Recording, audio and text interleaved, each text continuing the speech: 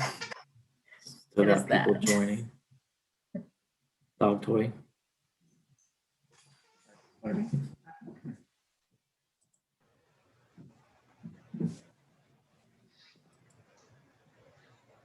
right, we've got 12 attendees. Doesn't seem to be going up. Okay.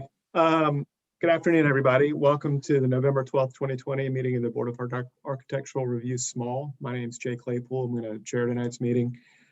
With me are my fellow board members, Glenn Gardner, Julia Martin, and Bill Huey. Fillmore Wilson is absent. City staff present is Kim Lavin and Alex Howell. The order of the meeting will be as follows. Staff will have a brief overview or introduction to the project, after which time the applicant and any and all people speaking on behalf of the applicant can present for a 10-minute period of time. Anyone presenting, please state your name clearly for the record.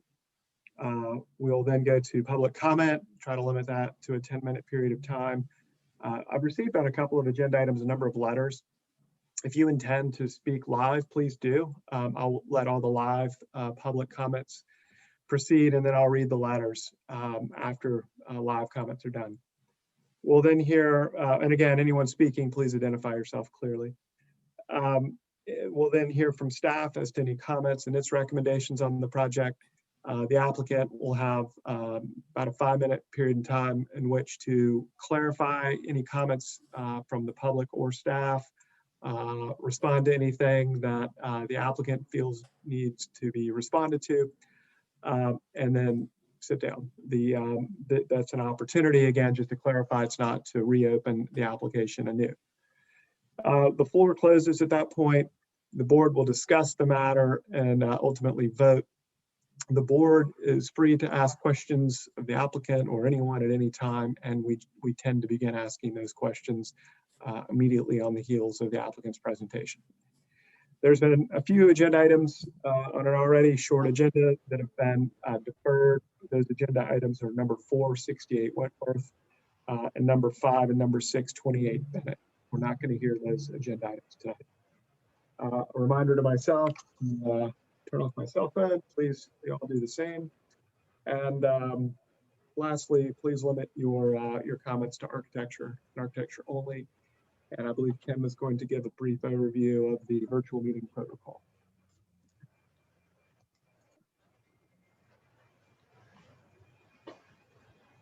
Yeah, thank you, Jay.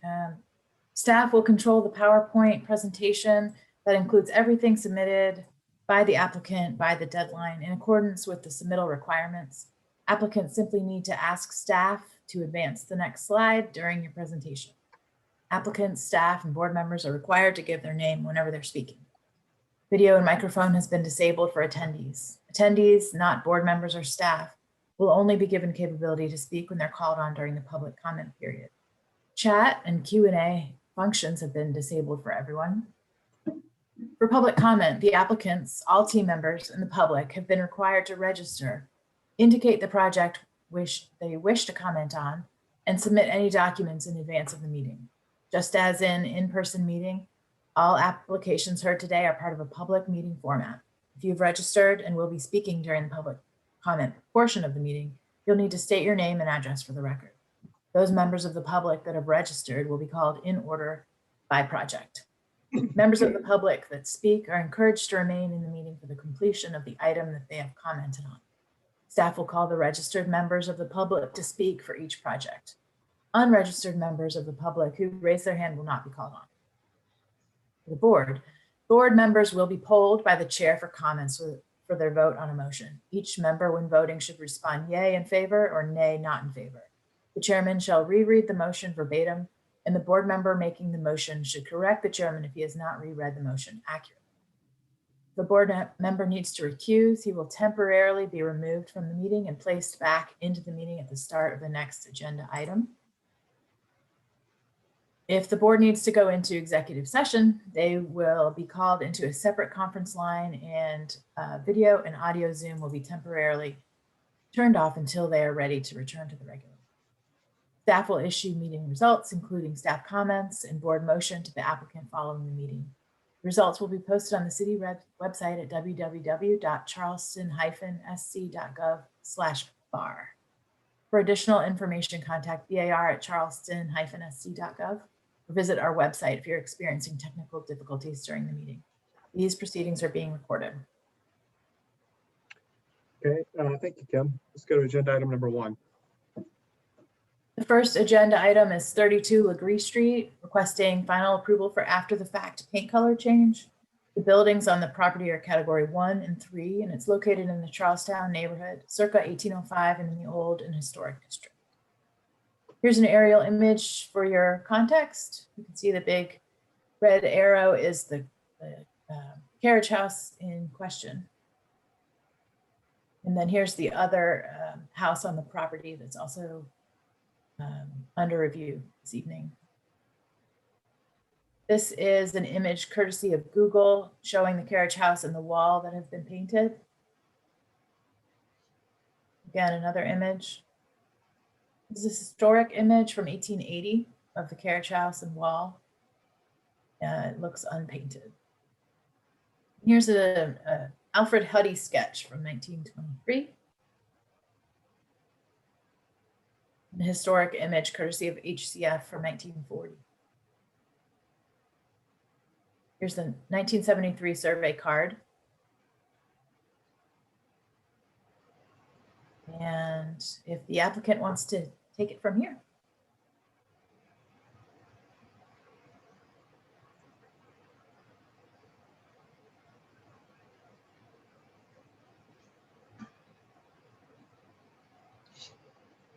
Sorry, I'm fairly new to this. Can you hear me okay? Yes.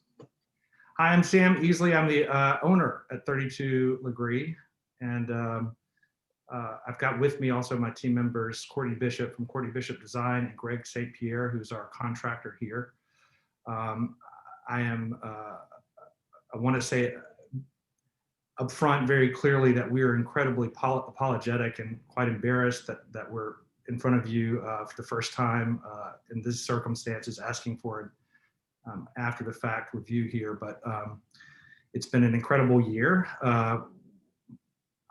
Of course, we bought the house with my husband, Jason Owen. We have 3 kids, a 5-year-old and twins that are 2. And at any rate, our life has changed. We've uprooted, moved to Charleston. Obviously, we've had a home out in Sullivan's for many years.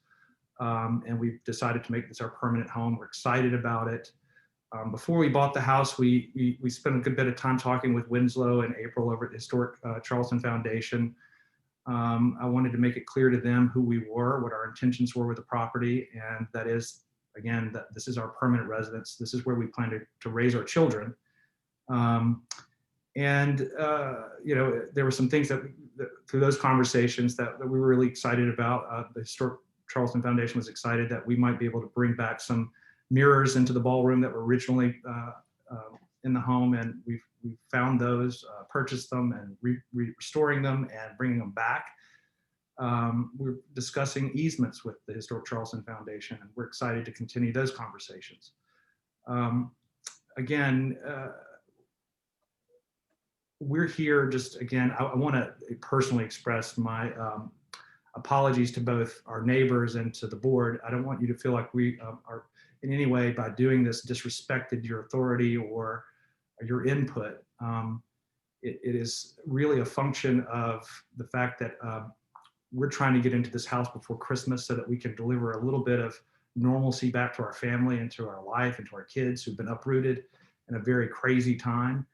And in the mad rush to get this property renovated in time, we let this slip through the cracks, and we're incredibly sorry for that.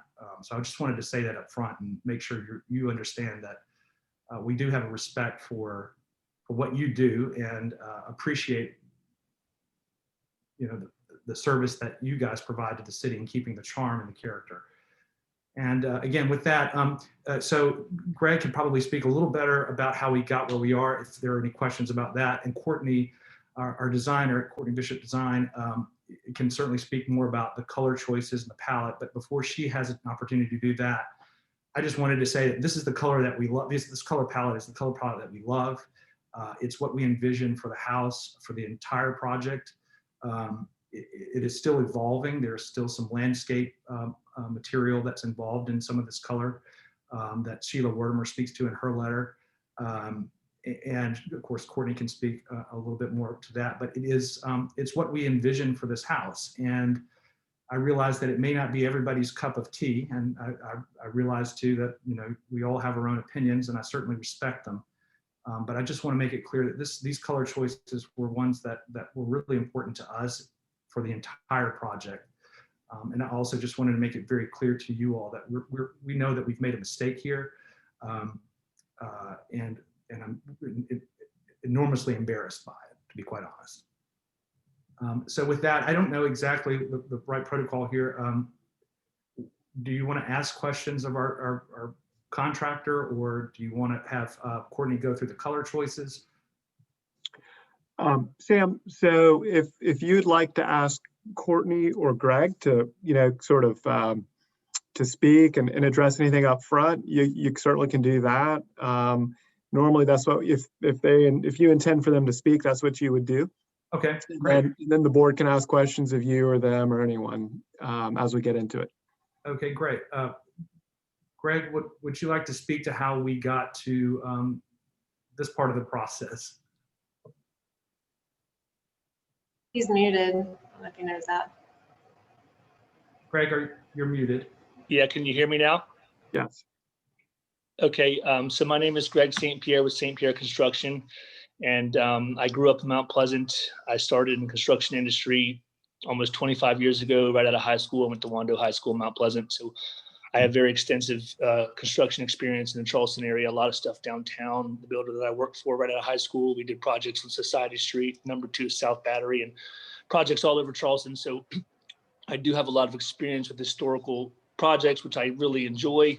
And I'll reiterate what Sam said. We have nothing but respect for what you guys do. So I will take complete blame for everything that happened as far as the process is concerned, because like Sam mentioned, this kind of the project started and basically just been evolving so quickly. So, we started with just interior trim and interior paint, and exterior paint was kind of up in the air. And we knew we were doing the kitchen. Those plans weren't finalized. So we started with interior paint, then we added the kitchen. And to be honest, we're cramming every day to try to keep the ball rolling on this. And so we had absolutely no intentions of not going through the correct process. And like Sam said, I'm extremely embarrassed. I mean, growing up here and wanting to be in business here for a long time, I have no intention whatsoever of ruffling any feathers or not going through the proper steps. It was just someone in my office handles all permit applications and stuff like that for me. I'm a carpenter by trade, so I stay in the field most of the time. And so it was submitted for application, and then we modified the permit.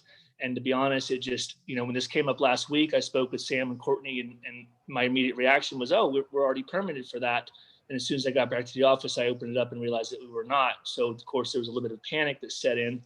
And so immediately the next morning, I went and rounded up everything for Kim as far as some pictures and the little paint chips, et cetera, and tried to, rectify the situation. I just don't want anyone to feel like we're, the last thing I would do is try to sneak something past you guys. And obviously a project of this magnitude, that's not even possible, so it clearly is just a matter of, I guess you can call it incompetence or just call it, inexperience with downtown. I have, like, most of the work that I used to do downtown was for other builders. We were subcontractors for a long time. So I have a ton of experience there as a subcontractor, but not as much as a contractor. We do a lot of stuff out on the islands, a lot of historical stuff out there as well. Again, it's completely on me, for not following up to make sure that my office had added and the exterior paint and gone through the right process. So, I understand that is probably upsetting to you guys and maybe some neighbors. And I have that much respect for everyone in the situation. I'm completely embarrassed that it's happened. And really just, willing and ready to do whatever you guys say to make this situation better. Yeah. So, and I would just go ahead. Sorry. That's all right, Greg. It's Sam. And I would just add that, ultimately I'm the homeowner. The buck stops with us. But we're here, obviously, where we are, and we appreciate the opportunity to do this. And I think the next step is to really show you exactly how we we got to these color choices and how we envision the entire look and aesthetic of the home. And that's where Courtney Bishop can join us. Sam and Courtney, while you get ready, if y'all could try to wrap this up in 2-3 minutes, I'm just trying to give everybody their fair shake at the time. So just wanted to alert y'all. Jay, would you mind if I went ahead and asked a question? Because I think Sure. really the crux of the issue is something that maybe Greg could speak to, which is not necessarily the color chips themselves, but more the type of paint or wash that was on there previously versus the type that is on there now. If you could go ahead and I could speak to that. I could actually speak to that if that's okay. We had hoped to be able to do a wash, but the house was previously painted by the previous owner. So it was, I did bring someone in to consult on that, and it was just not able to be done. Does that answer your Do you question? have any, do you have any documentation of that, just so we're all like clear that it was already painted with the latex paint? We have photographs, and I can also, I can get you some documentation. To be honest with you, I did not know that would be a question here today, because it was clearly painted in the past, and everyone that I consulted with from over, even at a couple of people over at the College of Building Arts looked at it and said they just didn't feel like that it could be done. And it wasn't, again, previously washed. Okay, are there any other board questions right now? That was my main question. I thought the buildings had a lime wash on them. Maybe I'm mistaken about that. They did not. I can affirm that for you. I have one more question. The shutters that were there before, are they coming back? They are. Yes. They're all back on now. Thanks. Okay, well, so if there's no other board questions, Sam or Courtney, if you wanted to take maybe 1 or 2 minutes, you don't have to, but I don't want to cut you off since we jumped in a little early on questions. I think it would be great for Courtney to just sort of roll through what the overall picture here is, just to give you that context. Okay. This is Alex Howell, BAR staff member. I'm not seeing Courtney by the Zoom information that was given to us. I don't see her on the call. Where is Courtney?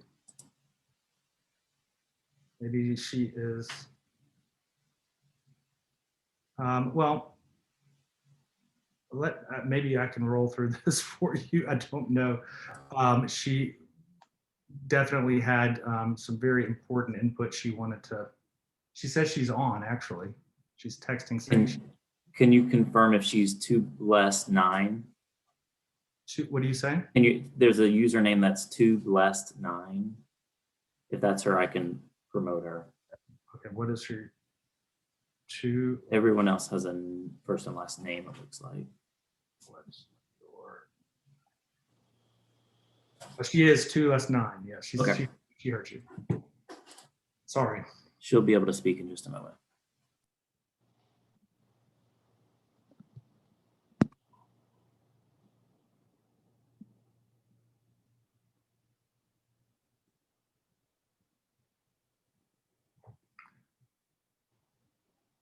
.2blessed9. I see her there.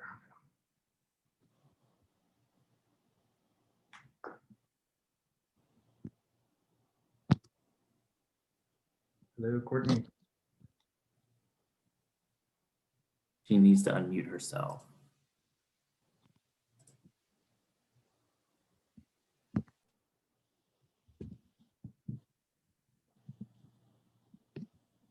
Just texted her, hopefully.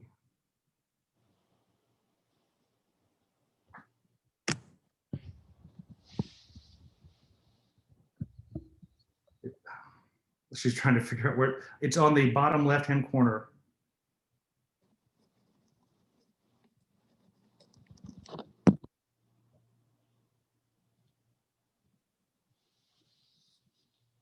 That's another thing that 2020 has done to us. It's brought us into this crazy Zoom world, which oddly I don't do much of.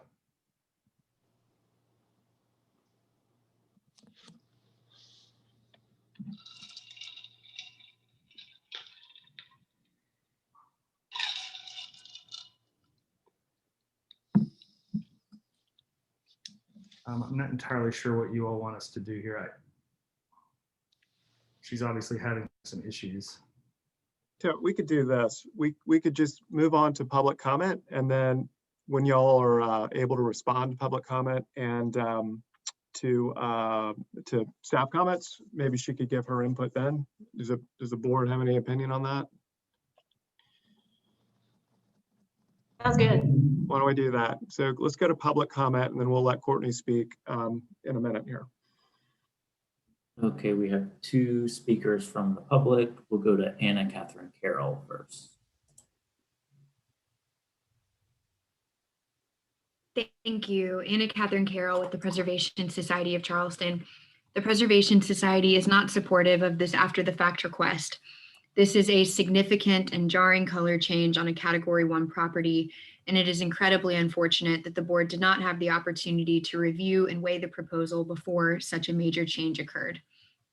The integrity of the BAR process is essential to the protection of Charleston's invaluable historic districts, and we urge the board to consider this request during today's hearing as though the change had not yet occurred.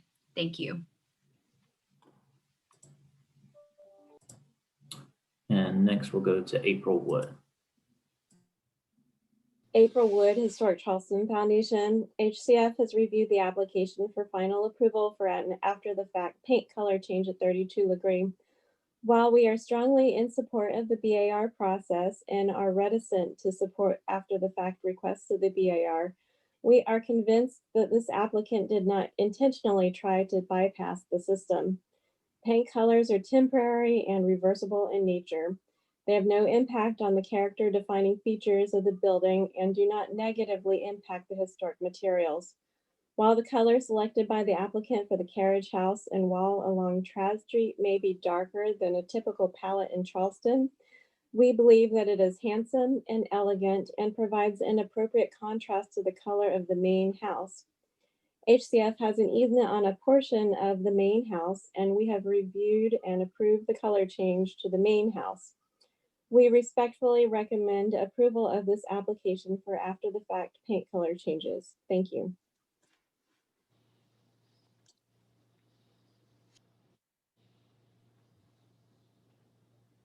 Okay, Alex, no other verbal comments, right? No other verbal comments, just the letters. Okay, I'll roll through the letter.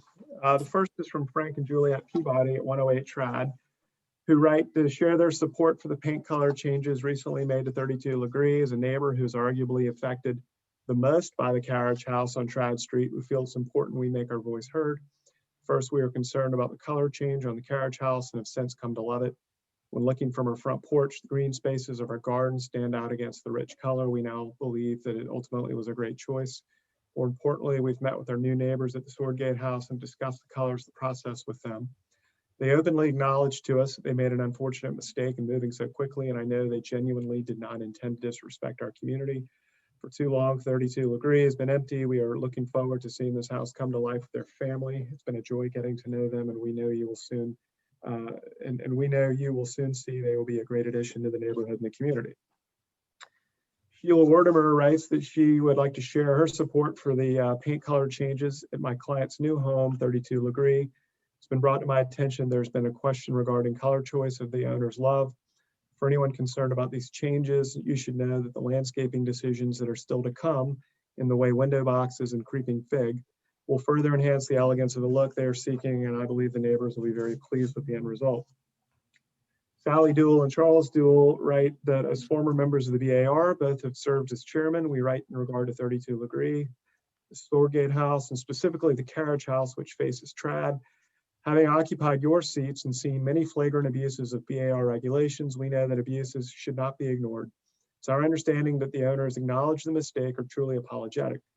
We believe that mistakes should be weighed considering all aspects, the city and more specifically the neighborhood, We hope or pleased to have a family living there who care about the property after decades of absentee ownership and who bring it new life.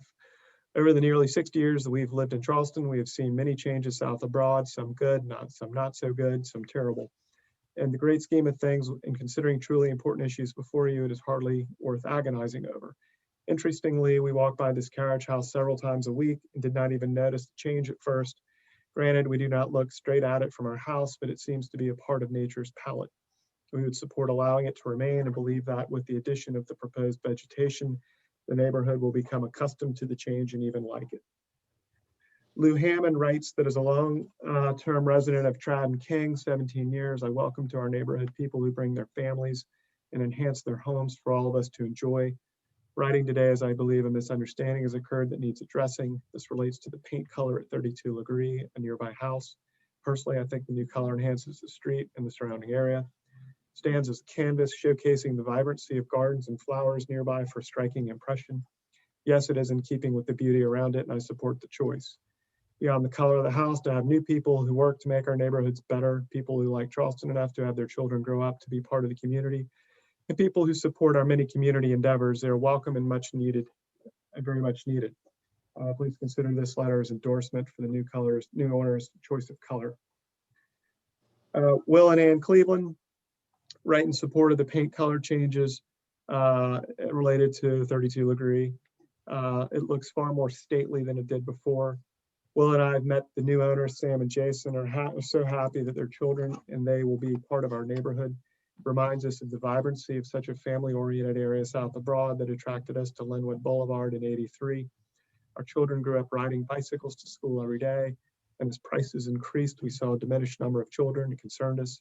We spent some time with Sam and Jason. It's heartening to see the excitement and dedication to raising their son and twin daughters around the corner. Having the Swordgate house filled with a family who are eager to be part of our community makes us so happy because they will enhance the long-held sense of livability of Charleston. I know some neighbors were surprised by the dramatic change in color of the stable carriage house, but I will honestly say I was impressed. In fact, I love it. The Trad Street stretch of the property always looked at the garage side. When I was walking last night, I found myself gasping at how handsome the building now seems. I'm a genuine supporter of traditional architecture and colors, but I find the gray stucco to be far more elegant and striking than before. We enthusiastically support the improvement and hope it will stay. Also bookends another small house on Trad that recently has been finished in a very similar way. Gerald and Gretchen Tannenbaum write that we're writing you to express our support for the paint color changes made to 32 Legree, and in particular the color change made on the carriage house that faces Trad. While we realize that change can be difficult for some, we believe strongly that the color change is one that enhances our neighborhood. Further, the Swordgate house has needed life for many years. It pleases us greatly to know that our new neighbors are moving into the house permanently with their 3 children. Susan Massimillo at 133 Trad writes that she's been informed there's at least 1 or more neighbors who've complained about the color at Sam Easley's and Jason Owen's house at 32 Legree. I'm astonished that anyone would complain about the color because I believe as a neighbor and interior designer, that the color fits well into the historic setting. I've had the pleasure to get acquainted with Sam through a mutual friend. At neighborhood events, I've met Jason, and both of them seem to know more people in their short time on Legree than I do in 7 years on Track.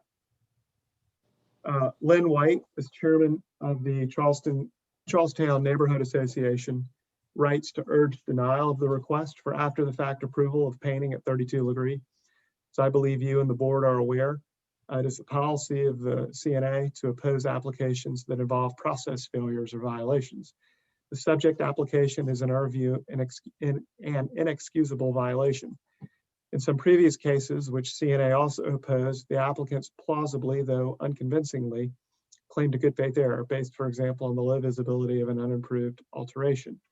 In the case of 32 Legree, the approved requirement is unambiguous. The building is highly visible, located on an historic street and part of an important property.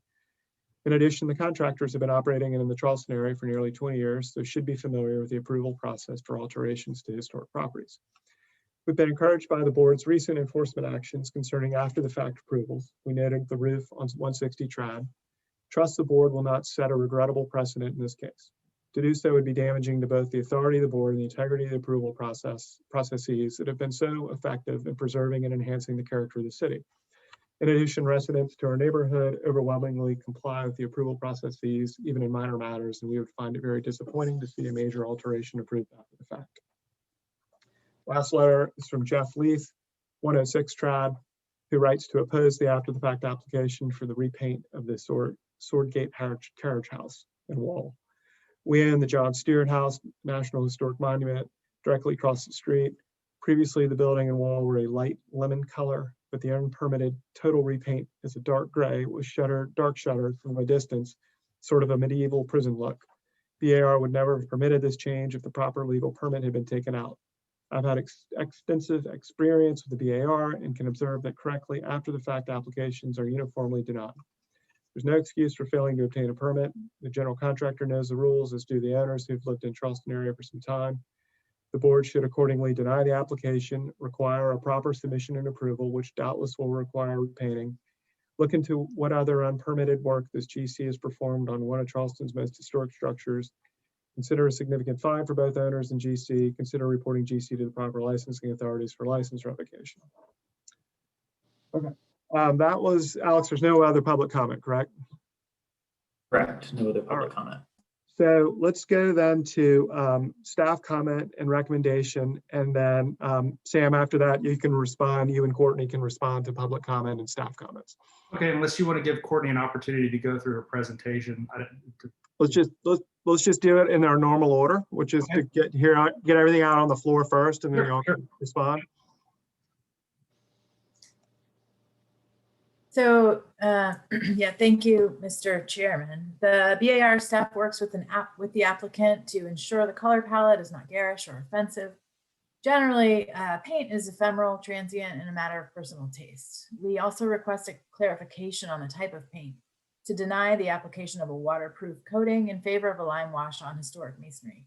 The health of the masonry is the primary concern for the preservation staff. Elastomeric paint is detrimental to a historic masonry wall when groundwater or rising tides increase moisture levels of the masonry. Latex paint can have a similar effect. The masonry has largely been unpainted, but early color application was likely a lime wash. If previous layers were lime washes, this paint should be removed. This is a consistent recommendation from the National Park Service and outlined by the Secretary of the Interior Standards for Rehabilitation, which are the guidelines for the historic district. So we have one comment, which is to undertake a paint analysis to determine if there are any layers of modern paint and refinish in the lime wash if no modern paint exists. The staff is recommending the approval of the color with staff comments noted. Thank you. Okay, thanks, Kevin. So, Sam or Courtney, it's a bit out of order, but if you wanted to sort of take us a couple minutes through your choice of paint, and then if you want to respond to public comments, staff comments, now would be the time to do it. Yes, hello everyone, and I apologize for that technical difficulty. I'm Courtney Bishop. I've had my interior design firm here in Charleston for the last 15 years. I've had the pleasure of working with Sam and Jason on their previous historic home on Sullivan's Island. And I have been alongside them as they've been discovering and exploring the ideas of moving to Charleston permanently earlier this year, and have been alongside them as they have been looking at the Swordgate and eventually purchasing the Swordgate. First thing I just want to mention is that I can attest to the rapid pace at which this project has undergone, and I do sympathize with Greg in the rapid pace of his task at hand to get this family in by Christmas. We have all been moving quite swiftly amongst every other thing going on. This year we have been trying to get them happily moved in by December 1st. So that being said, I put together this presentation so you can follow along our process, as we really did take the time to select these paint colors. We sat in the gardens for days upon days. And we came up with these colors for the grounds based on the presentation that we have here. So if we could just go through the first page, you can see the historic Charleston colors that we have as a reference. And on the second page, you can see the paint colors that we have suggested that we felt were complementary to the historic colors that are on the chart. The owners, Sam and Jason, specifically requested a rather light white home for the main property. Schoolhouse white is a Pharaoh and Ball color. It's a relatively new Pharaoh and Ball color, but it has the value of an old world white. Very, very similar to Aunt Betty's China, almost exact, you know, in sense of tone. So that was the choice for the main house, really, so that the grounds can come to life and Sheila can do her magic with the greenery surrounding the home. And where the challenges lied was really the surrounding buildings, specifically the carriage house, because the garage is, as you know, a brick building, brick structure. So the carriage house was really the building in question. And what did we want to do with it? And how did we want to make a really beautiful, handsome statement that complemented the main house, but allowed the main house to stand in its distinction? Mark Maresca and I have used this color urbane bronze for the last several years on many projects together. It is a beautiful color. And coincidentally today, what I find out is that it's actually been chosen as the 2021 paint color of the year. I had no idea, but it is a very handsome, very sophisticated paint color. And in my opinion, Blake's Bastion and Antique Mahogany, if you mix those colors together, that's what urban bronze would be. It's very, very similar to Blake's Bastion. We just pulled a tiny bit more brown out of it and came up with this palette. We're complementing the grounds with the existing black color on all buildings. So we did not alter that color from the original, but these were the colors that we presented that we felt were most common with the historic color chart. And if we push past to the next page, you'll see some of the homes we took for inspiration. 58 Meeting Street, Dewberry's home, has always been a home that we've admired in the neighborhood. We've discussed the greenery in the flower boxes. We discussed with Sheila, you know, the opportunities to create some sort of accent on this building and greenery. And I really took that home to Sam and Jason and said, what do you think about, you know, taking it to a darker, richer color? And then we had started to explore what color options we had. So that home specifically to me is the best reference for where we were headed. I also wanted to point out 18 Church and 101 Trad that have also varying ranges of deep grays and accent colors in brown. And then I also brought to the attention of 15 Legree that had a darker carriage house attached to it that we discovered as we were driving around the neighborhood. And then we did some renderings for you. This is Trad Street.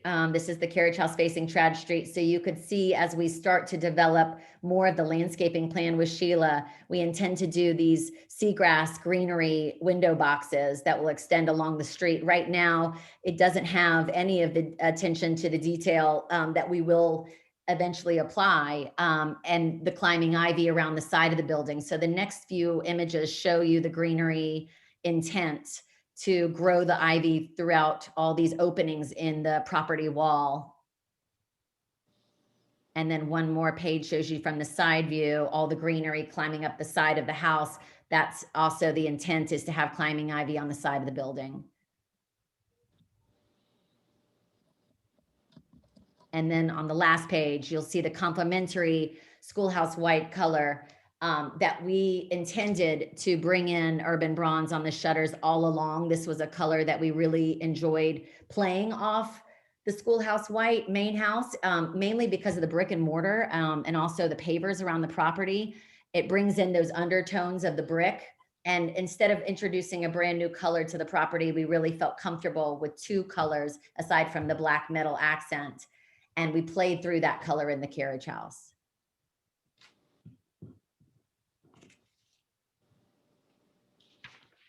Okay, thank you, Any questions for Courtney. me? Y'all, let's see here. Does the board have any questions of anybody? Before we go into board discussion and voting. This is Bill Huey. Specifically, what kind of paint is it? Is it exterior latex? Is it elastomeric? What is it? Greg, can you answer that question Yes, specifically? it's exterior latex. Yes, sir. Okay, any other questions right now? No? All right, well, thank y'all. So the floor is closed right now. So let's go into board discussion. Who feels like kicking off a discussion here? I don't mind. In my mind, the question is not really about the colors. I agree with staff that the colors are perfectly tasteful. I think really the significant question regards just assuring us that the carriage house was painted previously with a latex paint and was not a wash prior to this new paint going on. Really, I think that's the only question in my mind. And if that can be resolved with some sort of study, documentation, and presented to staff, then I don't think there's really any other controversy. I mean, aside from what you've admitted, that you completely screwed up and did not follow the rules of Charleston, which are, I mean, I think you guys know how that works. So it's really weird that you're here in this forum at this time. But objectively, I think the only question that I'd be concerned with is that wash versus latex and getting that resolved and proven.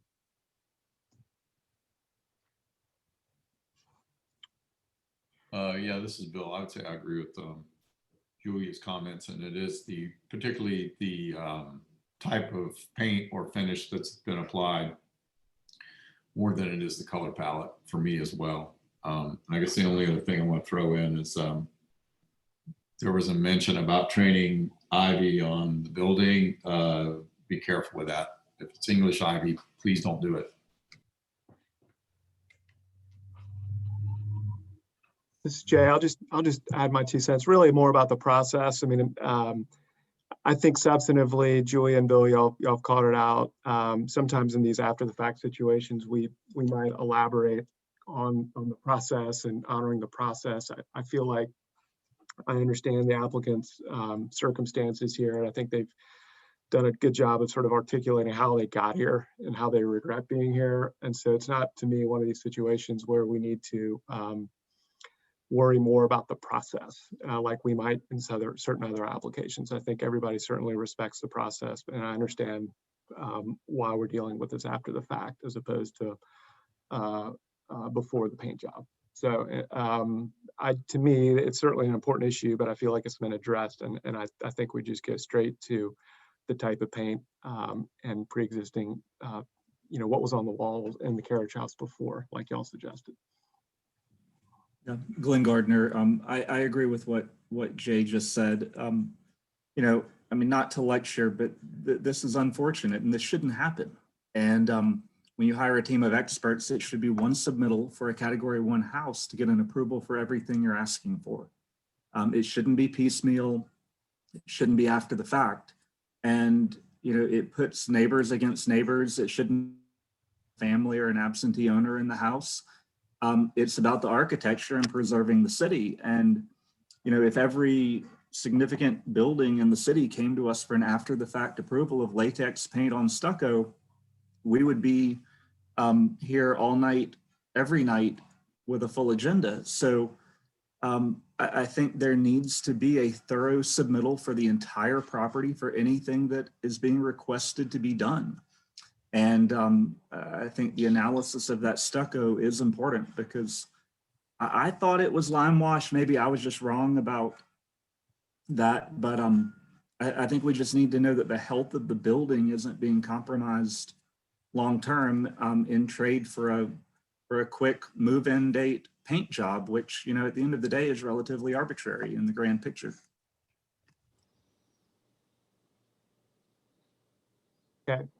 If there's no other board comment or discussion, does anybody want to make a motion?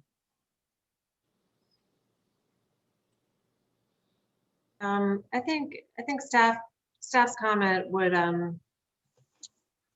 would handle our concern about the type of paint. So I'll just make a motion for approval of the colors with staff comments noted. Is there a second?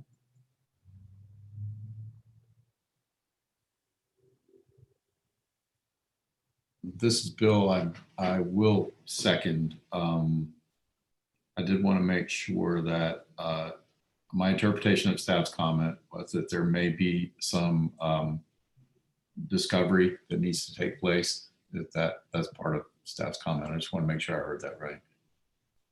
Kim, is that what you intended? Yeah, if it's discovered that there was only lime washes on the building, then we would recommend that the latex paint be removed. Thank you. Yeah, and I'll second then the motion if that is your comment. Thank you. Okay. All right. So Julie's made a motion for approval of the color with staff comments noted. Staff comments being to undertake a paint analysis to determine if there's any layers of paint and refinish in a lime wash. If not, Bill seconded that. I'll call it for a vote. Glenn? Jay, should there be some sort of time frame maybe indicated in there? Would that make sense on this one? Maybe like within, Submit an analysis 2 within 30 weeks. days or Yeah. 2 weeks, whatever. we just add that to it.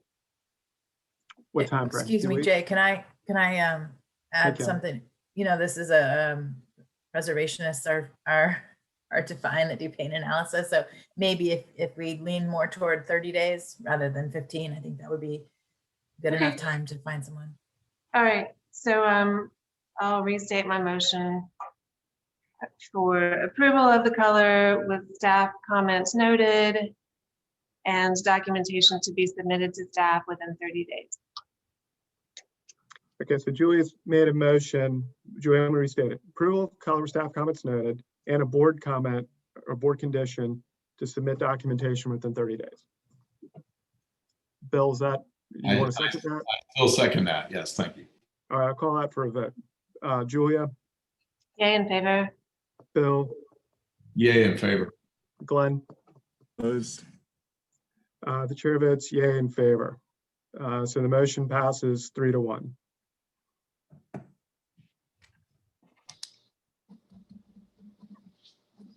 Okay. The next agenda item is 45 Church.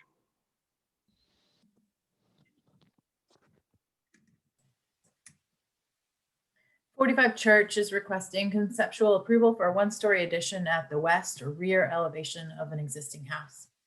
The building's category 4 in the French Quarter, circa 1769 in the Olden Historic District.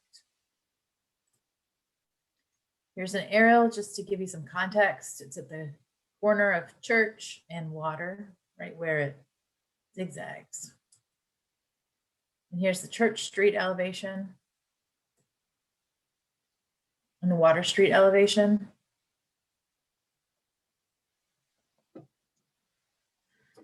And this is Water Street looking toward the west. You see the houses on the right. And this is a Sanborn map from 1902 on the left and from 1944 on the right.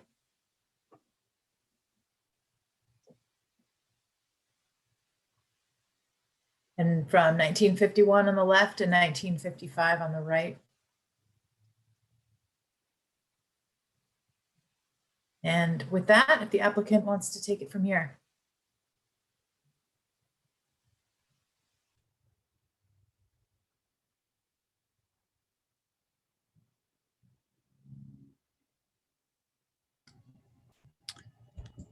I'm Glenn Keys. I'm the architect for the project.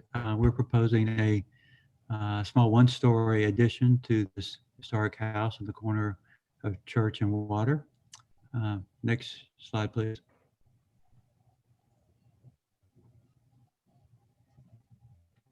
Just the historic photographs, and you can see in the top right in the yellow box is the location of this addition. Next. Just some context photographs. So in the middle photograph is, you're seeing where the addition will be against that wall that is covered with fig vine. Next, please. the existing site plan, you can see on the west end of the house, there are 3 condensing units at grade, and that is the location of the proposed addition. Next. The addition will be pushed tight against the existing masonry wall. We cannot meet obviously the setbacks, and we received a variance from the BZA to encroach on that setback line. And we've worked carefully with the neighbors and with the Preservation Society, who has an easement on the property, to work through the process with zoning. Next, please. So this is essentially a guest room and bath addition. Next. We're trying to work with the palette of the existing building with wood siding, and we're going to use a copper roof. We did change the window light pattern for the addition to distinguish it from the historic building, which has the 9/9 sash. Next. Looking at from the west, working around the windows that exist on the house on the west elevation. We've kind of shoehorned the addition into that to work, maintain the historic garden wall, and to be sympathetic to the historic house. Next.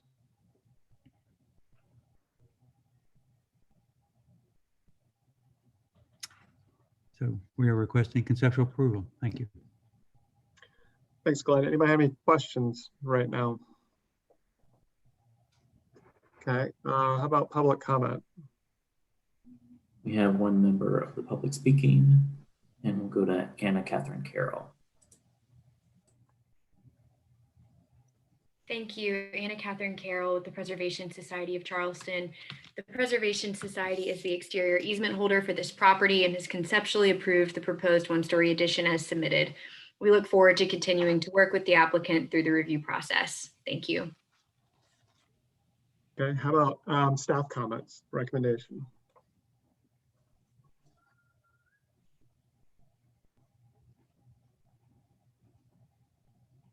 Kim. Thank you. The volume is subordinate to the primary mass. It's thoughtfully designed and differentiated.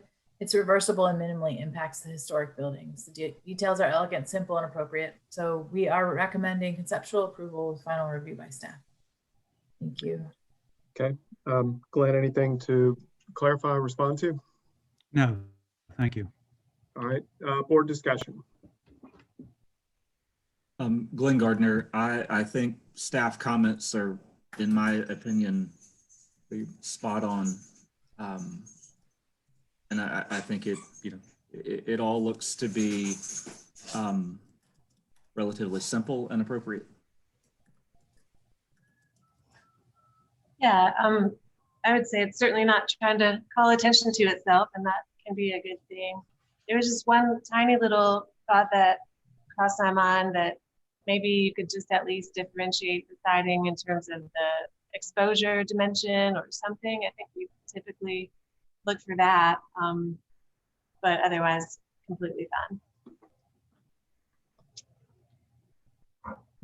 Bill, anything else? Okay, anybody want to make a motion? I can do it. Motion for conceptual approval with final review by staff and a board condition to differentiate the siding somehow. Okay. Julie's made a motion. Is there a second? Second. Second by Glenn. And I'll call the vote. Julia. Yay in favor? Glenn. Yay in favor. Bill. Yay in favor. Chair votes yay in favor. Motion passes unanimously. Next agenda item is 11 Gadsden. 11 Gadsden Street is requesting conceptual approval for the elevation of a house 5 feet 8 inches to meet FEMA requirements. The building is not rated in the Charleston Village circa 1941 and in the Old and Historic District. Here's an aerial image to acquaint yourself with the context. It's at the corner of Gadsden and Wentworth. Nearly.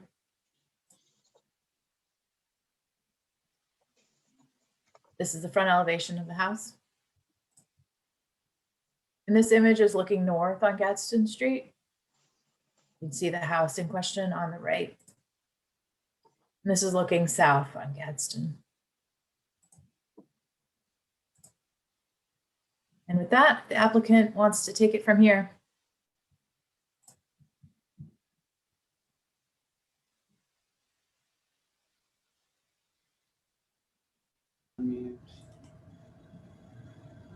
Oops, wrong camera. Sorry, let me just see if I can. Strong profile. Yeah, thanks. Oh, the other one in there. Well, I'm gonna do it the easy way. Okay.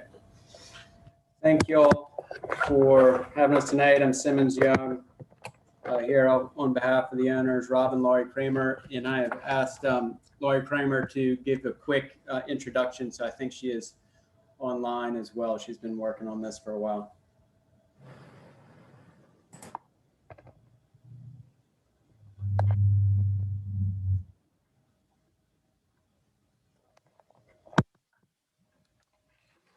Laurie, looks like you may be muted. There you go. Hi, I'm Laurie Kramer. My husband and I bought this home in 2006 and had no flood disclosure.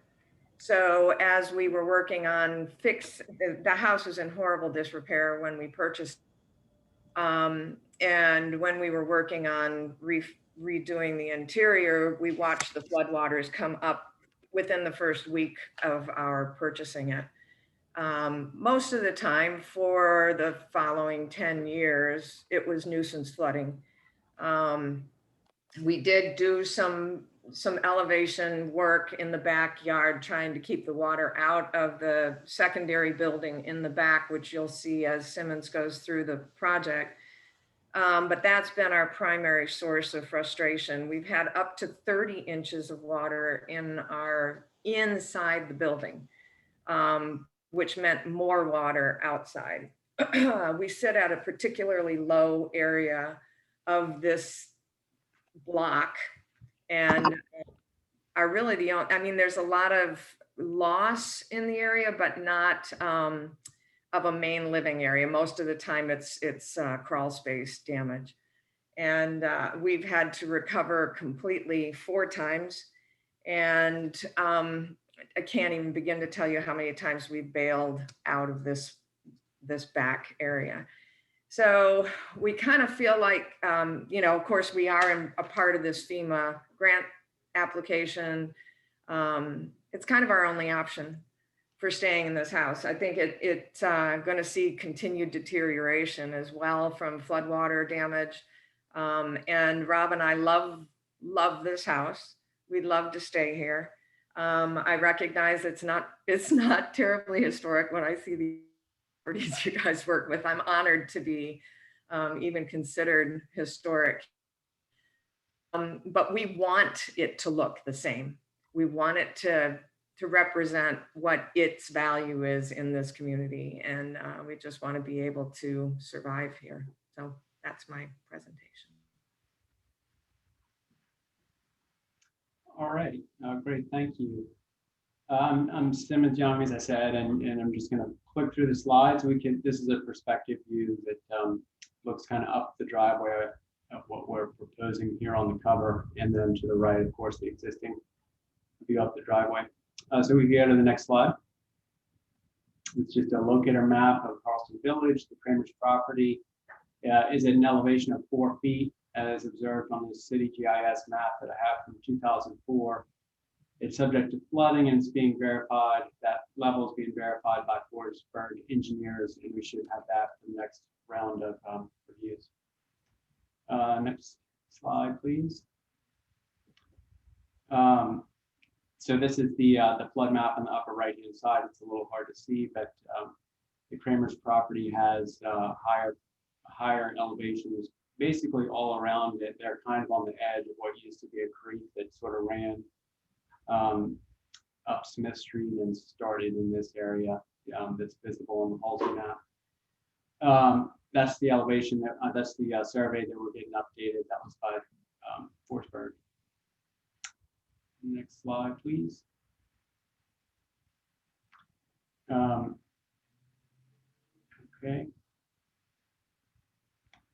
Seem to not have a slide, but that's okay. We just had some exterior views, but I think we covered those. So sheet A100 is fine. If you look down the driveway, one of the things that we studied is the sight lines on the proposed and the existing. When we get to the back house, you'll see, I think looking down that driveway because of the house directly to the south, you probably are going to see the last 2 or 3 feet of this addition that we're elevating at the back.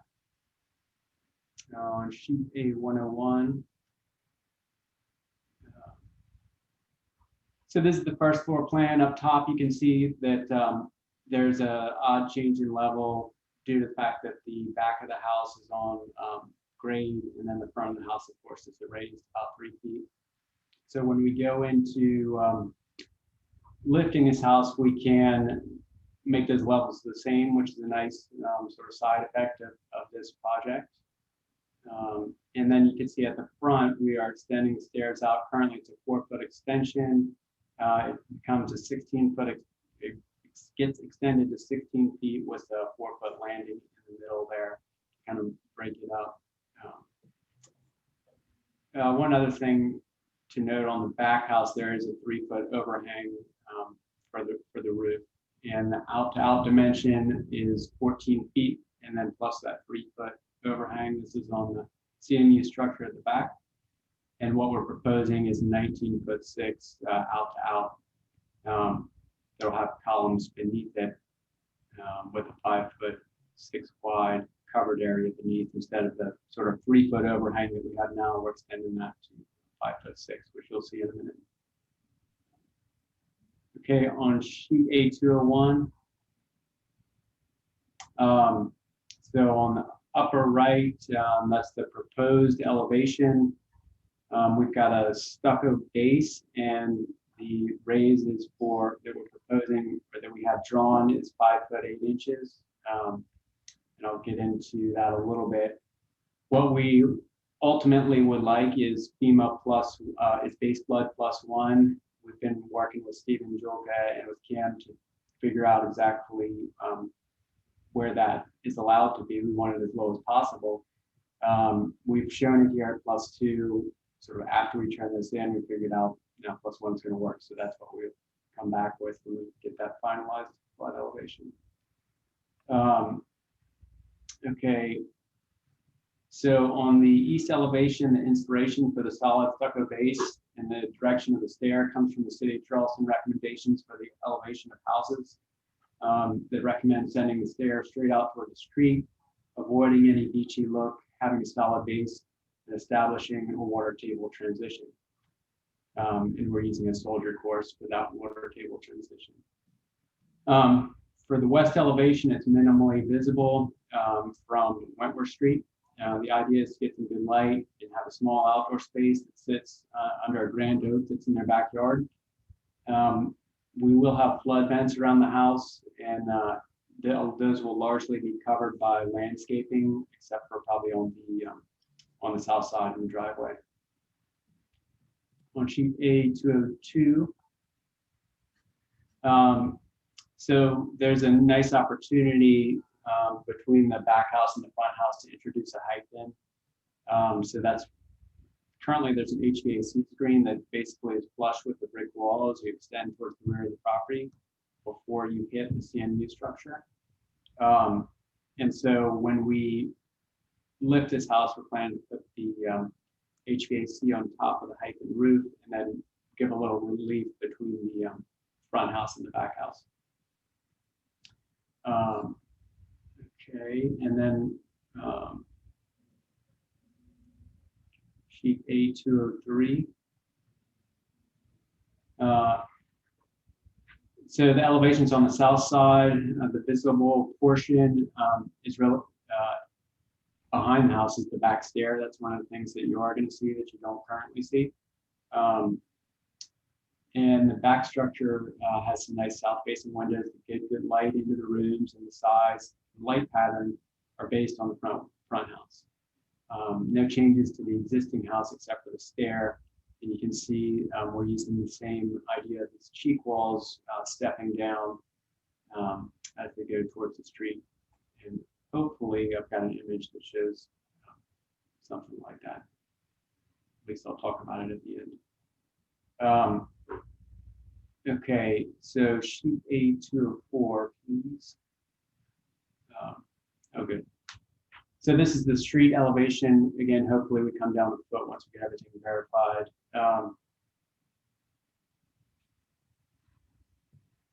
Talk through that. Some images. Okay, so on the left-hand side, there's a house on Oswego Street with a stair in the same cheek walls. That's kind of the inspiration for that design. The second image going right, that's on the corner of Rutledge and Wentworth, I think, northeast corner. And it's kind of a loggia type effect beneath the porches. That's what we're aiming for at the back of the house, where we've lifted things above the existing same-use structure. Third image over is 29, and that comes from the cities. These last three come from the city's recommendation for elevation of historic houses. Third image over is 29 Hazel. It's got a water table that, again, we're using that soldier course to try and do that same thing. And then on the right-hand side is the solid stucco foundation with the wood above it. One of the things, one of the images we didn't include here is from Ansonboro. It's a building with a stucco base and brick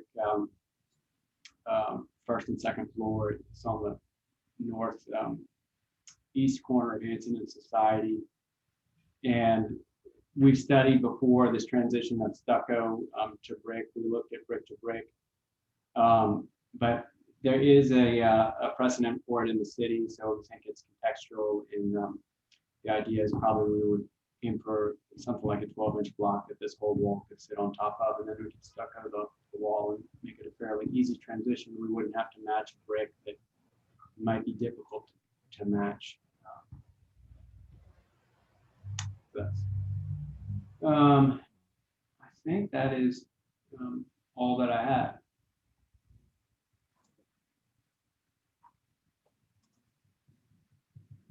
Oh, there's these sheets. I thought they were at the front. Yeah, just views of the neighborhood. That's look at the top, it's looking north, and at the bottom, it's looking south.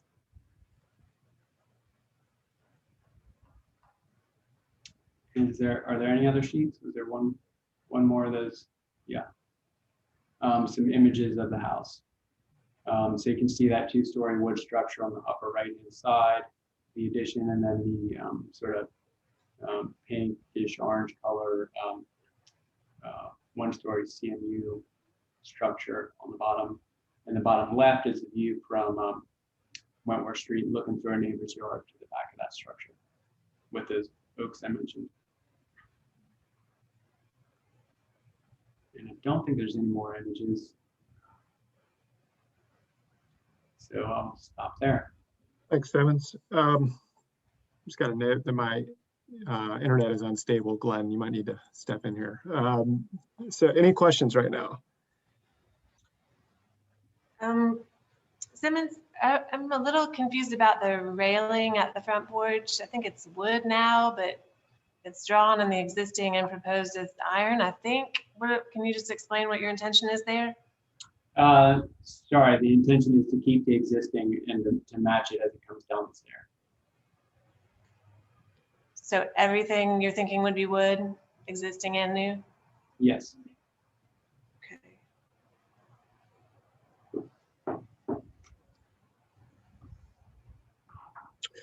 If there's no other questions, how about public comment? We have 2 members of the public speaking. We'll go to Anna Catherine Carroll. Thank you. Anna Catherine Carroll with the Preservation Society of Charleston. The Preservation Society is not opposed to the elevation request. However, we would encourage continued study and simplification of the proposed stair configuration. Specifically, we feel the cheek walls make the stair appear overly massive. Further, the proposal to render the foundation in stucco could be a jarring material shift and should be studied further. And modern flood vents on the front-facing foundation are not appropriate. Thank you. And next we'll go to April Wood. April Wood, Historic Charleston Foundation. HCF has reviewed the application for conceptual approval for the elevation of the house at 11 Gadsden Street, 5 foot 8 inches to meet FEMA requirements. We are supportive of the request to elevate the house. Our only comment relates to the treatment of the front stairs. As proposed, the stairs appear excessively massive due to the brick cheek walls. We recommend eliminating these cheek walls and leaving the handrails on both sides. With this change, we recommend approval of this application for conceptual approval. Thanks. All right, so I'm going to read a number of letters we got. First from Bobby Rose and her husband who live on Bennett Street, short distance from 11 Gadsden, who can attest to the flood issues they've experienced repeatedly as we are faced with the same issues. We've discussed their application to elevate the house to recommended FEMA guidelines and are in favor and support of their application. Elevating these homes seems to be the only feasible option at this time. Ann and Trey Auburn at 61 Lawrence write that they've lived there for over 20 years at 12.5 Gadsden, directly across the street. We sold our house in late June, partly because we're concerned with continual flooding in the Halston Village neighborhood. In fact, had water inundation under our first floor during one of the recent tidal events surges. We've also had to replace the ductwork twice during our residency there, so can certainly attest to the continual flooding issues which occur on our block and the surrounding area. Kramers have shared with us the architectural drawings and the application to elevate. We appreciate the sensitivity to the surrounding neighborhood and retaining the integral look of their lovely home. Though we're no longer immediate neighbors, we live in Anson Borough and believe that their house, which has experienced severe flooding, is at risk for more in the future, should be given serious consideration for elevation. John F. and Dr. Michelle M. Byrne write that they've known Rob and Lori Kramer since shortly after they purchased their property on Wentworth, right around the corner, over 15 years ago. During this period of time, their neighborhoods experienced multiple flood events, including 2 significant hurricanes and a 1,000-year flood, and certainly attest to the incremental problems that their property has experienced, and strongly endorse their application to elevate to recommended FEMA levels. Susan Lyons writes in support of the application to elevate the house in adherence to recommended FEMA levels. I live 2 doors down south of this property. Have repeatedly experienced similar flooding on my property. The Kramers have shared their plans with me, and I encourage you to approve their application. Because flooding is expected to increase its threat to Charleston's vulnerable neighborhoods in coming years, I commend the Kramers for their commitment to make their home safe and their willingness to invest in the future of their neighborhood. Diane Agapour, residing at 28 Barry, just behind the Kramers, writes that she's aware of their flooding issues and supports the application to FEMA to raise their home to the FEMA recommended levels. David and Lizzie Grubbs of 5 Gadsden on the same block attest to the flood issues. They've informed me of their application to elevate the home to recommended FEMA levels, and they support the application. And Ann and Douglas Sass of 26 Gadsden, who are 35-year residents and owners of 26 Gadsden, one block north, can attest to the flood issues. We've personally seen the property flooded numerous times in the past 5 years as a result of hurricanes. Most recently, the reoccurring flooding has been the result of non-storm related repeated sunny day flooding events caused by a combination of extraordinary high tide, wind events, and poor drainage infrastructure in the area. These events have become a norm in our neighborhood, where they were not normal 10 years ago. They've informed me of their application, reviewed their drawings to elevate the home to recommended FEMA levels, and with their full support. Okay, Alex, if there's no other public comment, how about staff comment recommendation? Do I get a chance to respond? Sims after staff and the public. Thank you. We just have a couple of comments. The new foundation should be brick as it's superior material and visually it's a more successful base. The compatible brick doesn't necessarily have to match, but it should delineate the old brick from the new. Use a different brick bond pattern, an outset, an inset, or another way to differentiate. The front steps and the cheek walls are a key element in a successful elevation, and the details and the transitions need to be refined. The pickets at the steps are not necessary. Eliminate in favor of a simple metal handrail. The rear addition should be refined to relate more to the historic building with trim, details, and larger windows. Reconsider the piers at the rear or eliminate altogether. They should be equally spaced and be more substantial if retained. The staff is recommending conceptual approval with these staff comments. Thank you. So Simmons, you can respond to staff, public, whatever you want. That's great.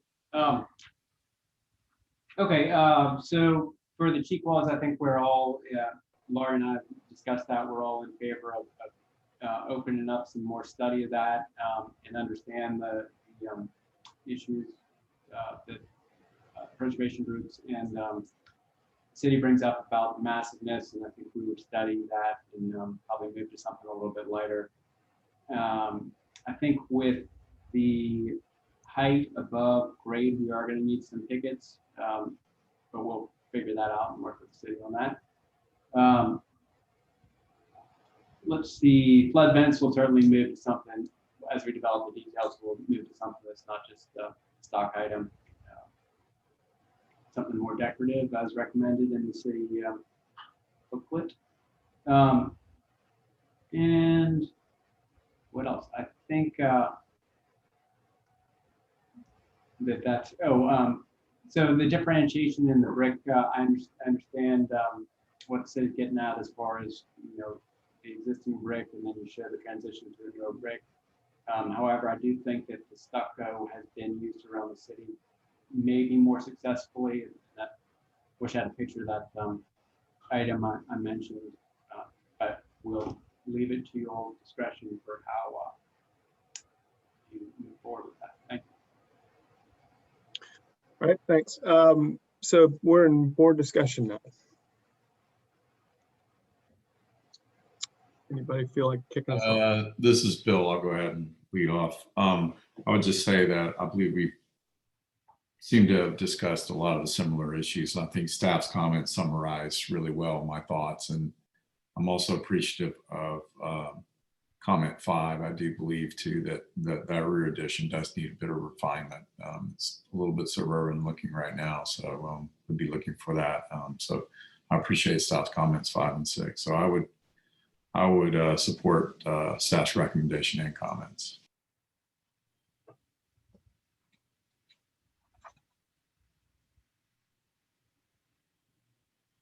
Glenn Gardner, I generally concur with Bill on that. I think everything staff listed is well thought out, and I think it's fairly in tune with what the preservation groups had to comment on as well. And I have no opposition to them raising the house. I guess are we elevating to the required, or is the ask here for more than what's required? Or I was trying to tell that, but I'm only on one computer today, so I'm sorry. Sure, I can answer that. We had asked for +2 in the thing, but that's not really what we want. So we would welcome a condition of +1.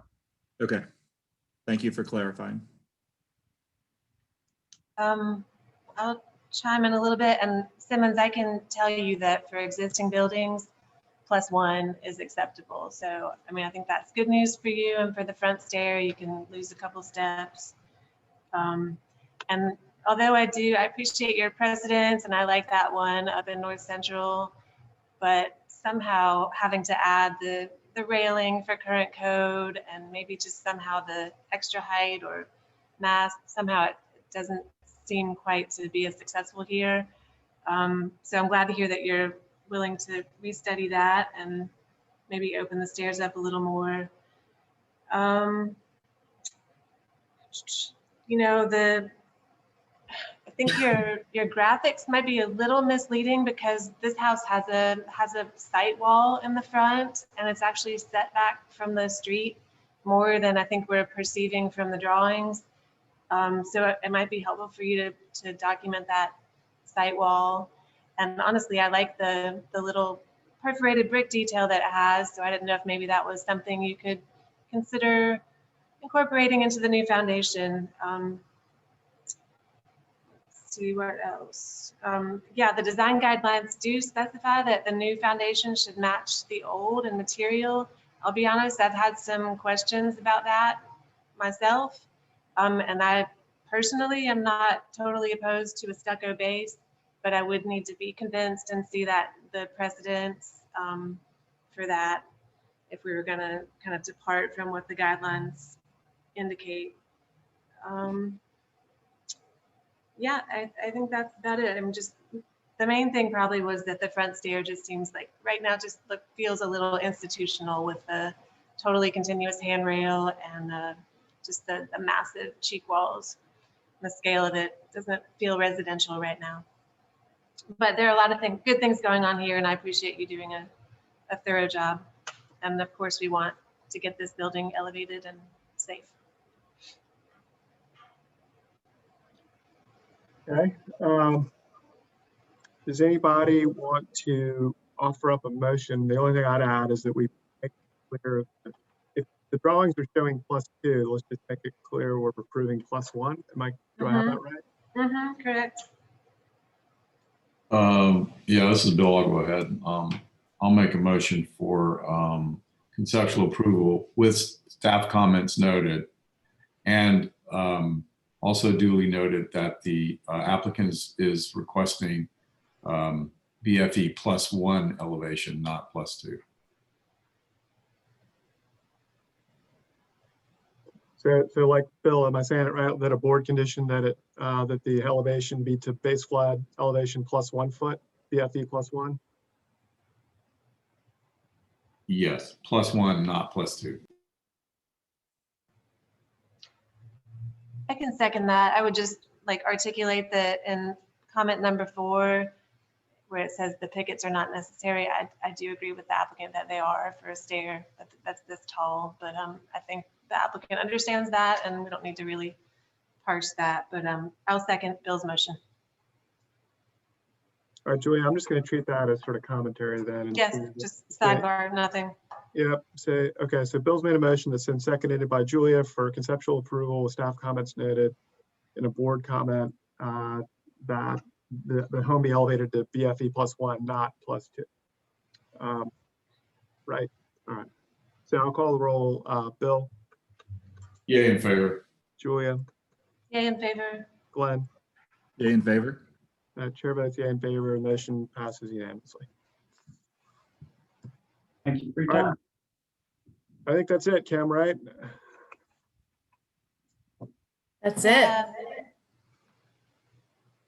Thank you. Shortest All right. meeting Thanks ever. all. Bye.